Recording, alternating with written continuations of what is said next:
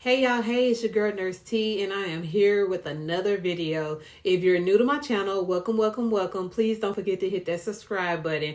If you're a returning subscriber, thank you for stopping by again. And let's just jump straight into this video.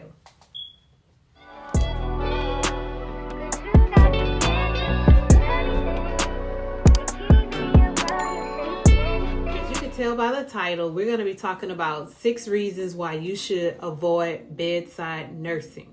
So let's go ahead and jump into number 1. Number 1, if you're joining bedside nursing because of the money, you're wasting your time. So the reason why I say that is because working bedside nursing, you work for every coin that you get. And I do think I'll have a few nurses out there to agree with me on that. So sometimes as a bedside nurse, we can often feel like we're overworked and underpaid. Now, if you're not already making what's called nursing money, it can seem as if we make a pretty nice living, in which I must agree we actually do, or, it just depends on your budget or your living expenses or your livelihood.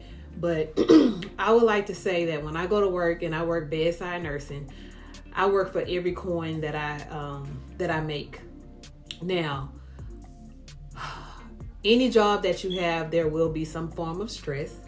Let's just say bedside nursing does come with an amount of stress. So just know that you're going to be working for every coin that you get. 2, the second reason why you should avoid bedside nursing is if you cannot multitask. Now, when you fill out your application for employment for bedside nursing, they will ask you, can you multitask? So multitasking, I often multitask at work as a bedside nurse. I usually feel like I'm a clown at the circus, just juggling all these tasks at once. I might be in the middle of doing a wound dressing when I have my phone ringing, which is the phone they give me at work. I might have the secretary at the desk calling me to tell me that the doctor wants me to come out the room to talk to him, to give him report and updates on my patient. I might have a patient family member calling me for updates. I might have another department calling me, asking me to put batteries in the telemetry box. I might have another department calling me. I might have another department that's ready to pick up the patient, whether it be for a procedure, MRI, a stress test. They're asking me about the patient. They're stressing that they're coming right now. And all of this can be going on at once. And sometimes it can be going on and every time you go in a patient room. So sometimes I often feel like smoke is coming out of my ears. So being able to have the ability, the skill to multitask, if you don't have that, or if you just feel like doing more than one thing at once is not for you, then you probably want to avoid bedside nursing. Okay, number 3, the third thing would be is if you're a modest person. If you're often shy, if you're timid, if you just feel like you just want to fold up under pressure, or just fold up when someone comes to you and asking you questions, and you're looking down and you don't have that confident look, I don't know if bedside nursing gonna be for you. Now, although I see them out there. However, it's not as easy for them. The reason why I say that is because you have to be able to stand tall and be strong and advocate for your patients. Let's use this as an example. Let's say that my patient is NPO, which is nothing by mouth, for a procedure. They schedule to have the procedure at 2 o'clock, 1400 hours. Okay, let's say 2 o'clock roll around, we hear nothing. 3 o'clock, 4 o'clock roll around. Okay, it's getting late in the day. I'm almost thinking that the surgeon probably not going to do the surgery. So you got to be confident enough to say, okay, well, let me call the department, see if the surgery is still going on. If the surgery is not going on and possibly the surgery is going to be rescheduled, we need to get this patient something to eat. This patient needs to be able to get back into getting their meds and whatever else that's probably put on hold. But if you're the type that are afraid to approach the other department, the doctors or whoever, to advocate for your patient, then the patient loses. Okay, let me also give you another example. Let's say you work in the night shift. In the daytime, we usually have easy access to reaching the physicians. But at nighttime, sometimes these physicians do not like to be disturbed, and they might want you to defer this to the hospitalist that's at the hospital, or you just wait till the next morning. Well, let's say you have a new patient from the ER that came up to the unit and they have no pain medication on board. Well, you need to reach out to this doctor and get some pain medicine, but you've been told that this doctor is always like making nurses feel little, belittling them, and screaming at them or whatever. So you choose not to advocate for that patient, not to reach out to that doctor. If it's me, however, I'm going to find out how we're going to get this patient some pain medication so that they can be comfortable. So this one right here, I had to kind of smile at this one. So the third one is, it's definitely not a glamorous job.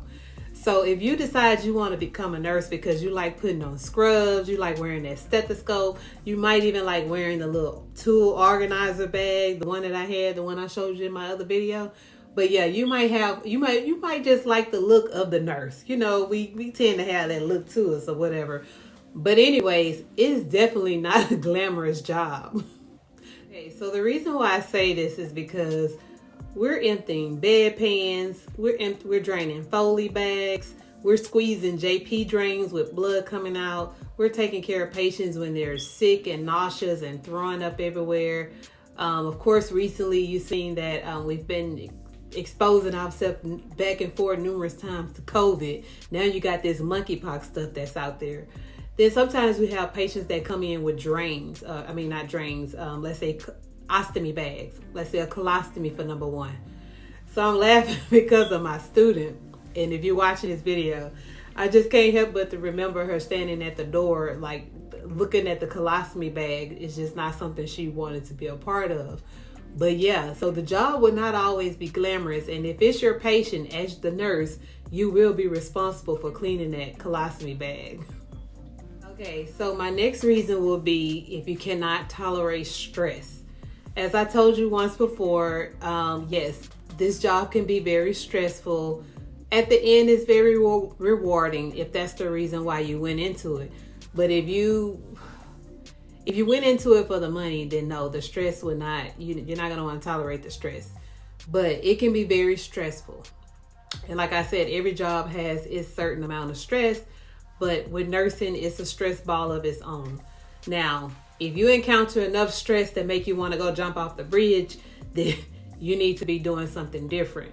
But yeah, being a nurse, we can often be, like I said, we can be overwhelmed. We can be very stressed.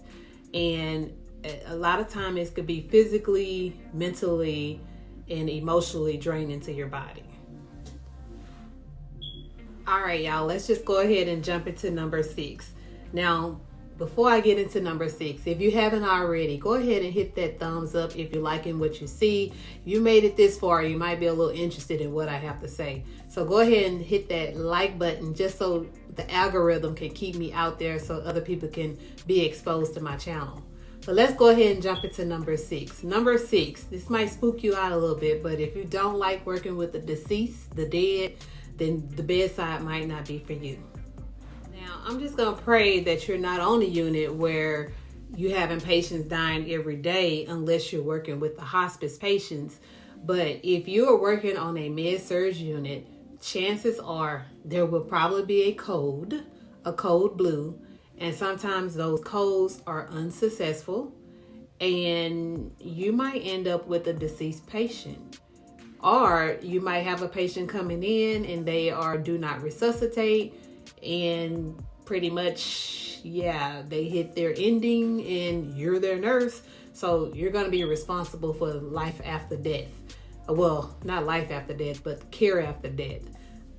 Yeah, so you're going to have to handle whatever steps it takes to working with that patient until you get them properly to the proper area where they would need to be. We can discuss more of that if you want to hear that. Just let me know down below, and that can be a video of its own. But anyways, I'm going to end it right here. I don't want to make these educational videos too long because I don't want to lose y'all attention. But if you like what you see, please throw a thumbs up. If you have any questions, please feel free to drop it down below. Don't be modest, because we're going to practice now. We're not going to be modest. Send me a question down below, any comments, whatever you have that, like I said, that helps with the algorithm. I'm trying to get back out there. I'm trying to let everybody get exposure to my videos. Don't forget to tell a friend, to tell another friend to come subscribe to Nursetee's channel. Yeah, so without further ado, if you haven't already, go ahead, hit that subscribe button, and I'll see you on the next one. Bye.